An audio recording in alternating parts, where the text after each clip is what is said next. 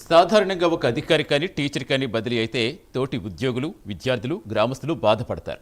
అయ్యయ్యో అనుకుంటారు. కానీ వికారాబాద్ జిల్లా పరిగి ఎంఆర్ఓ బదిలీ విషయంలో దీనికి భిన్నంగా జరిగింది. పరిగి తహసీల్దార్ ఆనందరావు ఆకస్మిక బదిలీతో వివిధ ప్రజా సంఘాలు సంతోషంతో సంబరాలు చేసుకున్నారు. ఎంఆర్ఓ ఆఫీస్ ముందే బాణా సంచా పేల్చి మిఠాయిలు పంచుకున్నారు. దానికి కారణం ఆయన అవినీతి చేష్టలేని ప్రజా సంఘాలు చెబుతున్నాయి. కార్యాలయానికి పట్టిన శని నేటితో వదిలిందంటూ సంతోషం వ్యక్తం చేస్తున్నారు. పరిగి మండలంలో కొన్ని ప్రభుత్వ భూములు తహసీల్దార్ ఆనందరావు అక్రమంగా కొందరికి పట్టా చేశారని ఆరోపిస్తూ ప్రజా సంఘ నాయకులు గత నెలలో వికారాబాద్ జిల్లా కలెక్టర్ ఫిర్యాదు చేశారు. ఈ నేపథ్యంలో విచారించిన అధికారులు తహసీల్దార్పై బదిలీ వేటు వేశారు.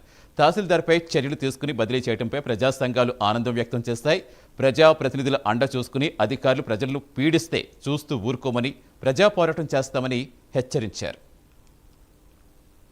అధికారుల్ని తప్పుదో పట్టించినటువంటి మూర్ఖత్వం గల వ్యక్తి నవ్వుతూ హ్యాపీగా ఉండి సింపుల్ లివింగ్ అన్నట్లు మామూలుగా ఉండి తాను చాప కింద లేక పేదలకు తను ప్రమాదిగా మారిండు.